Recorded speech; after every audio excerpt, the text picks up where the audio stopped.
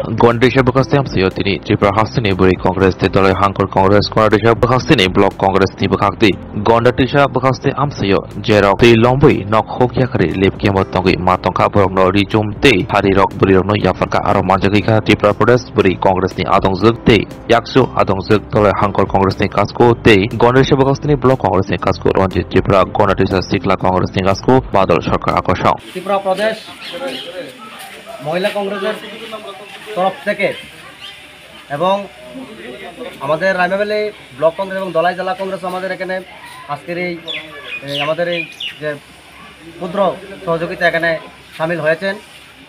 আমাদের আজকে মহিলা কংগ্রেসের যে রাজ্য সভানেত্রী মাননীয় শ্রীমতী সর্বানী চক্রবর্তী মহোদয় এখানে উপস্থিত আছেন। আমাদের বিগত কিছুদিন আগে এবং দুজন সভানেত্রী আছেন এবং কিছুদিন আগে এখানে আমাদের মাননীয় বিধায়ক সুদীপ রায় বর্মন এবং ত্রিপুরা প্রদেশ কংগ্রেস সভাপতি আশিস সাহা মহোদয় ওনারা প্রদেশ কংগ্রেসের প্রতিনিধি দল এসেছিল।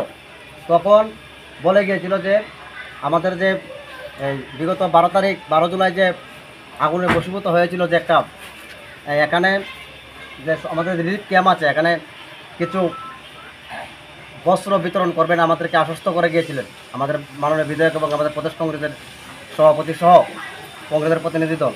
এই পরিপ্রেক্ষিতে আজকে আমাদের মহিলা কংগ্রেসের রাজ্য সভানেত্রীর নেতৃত্বে এক প্রতিনিধি দল এখানে এসেছেন। ওনারা কিছু বস্ত্র বিতরণ করবে আজকের আমাদের রিলিফ ক্যাম্পের মধ্যে। শ্রদ্ধা এবং অভিনন্দন জানাই যে আমাদের প্রদেশ কংগ্রেসের তরফ থেকে মাননীয় সভাপতি শ্রী আশিস কুমার সাহা মহাশয় এবং CWC permanent invited member Shri Sudip Roy Barman মহাশয়ের নির্দেশ অনুসারে আমরা ত্রিপুরা প্রদেশ মহিলা কংগ্রেসের পক্ষ থেকে আমি রাজ্য কমিটির সভানেত্রী এবং আমার সহসভানেত্রী গৌরী মজুমদার এবং সুভদ্রা চক্রবর্তী এখানে উপস্থিত হয়েছেন।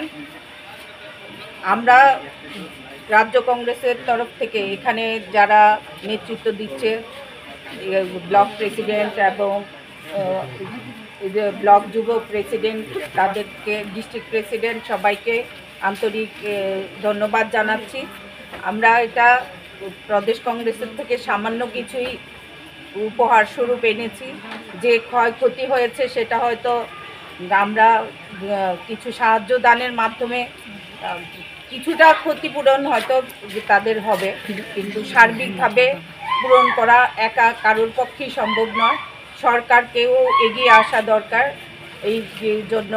এবং আপনারা দেখেছেন যে আমরা রাজ্যে সবাই হিন্দু মুসলিম জনজাতি সবাইকে নিয়ে আমরা একসাথে বসবাস করতে চাই। হিংসাদীর্ণ ত্রিপুরা রাজ্য আমরা চাই না। আমরা চাই সবাই মিলে একসাথে একটি ঐক্যবদ্ধভাবে এই ত্রিপুরা রাজ্যে বসবাস করি এবং সবার মধ্যে সৌভ্রাতৃত্ব, শান্তি, সম্প্রীতি এবং সংহতি বজায় থাকুক। এটা আমি সবার কাছে আবেদন জানাচ্ছি। আমাদের জননায়ক রাহুল গান্ধীজিরও একই নির্দেশ যে মানুষে মানুষে যেন কোনো ভেদাভেদ না হয়।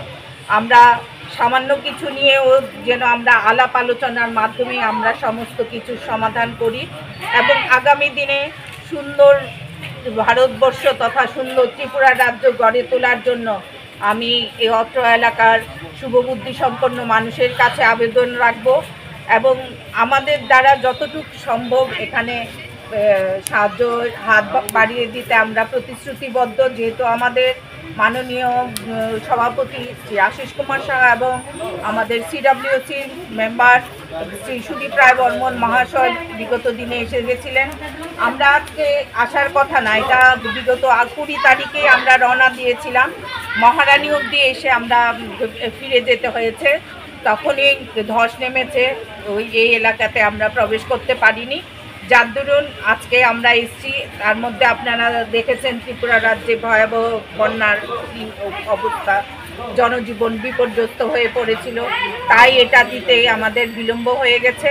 তথাপি এখানে যারা আছেন আমি তাদেরকে একে একে বলবো যে আসার জন্য এবং আমাদের এই বস্ত্র উপহার স্বরূপ দেওয়ার জন্য।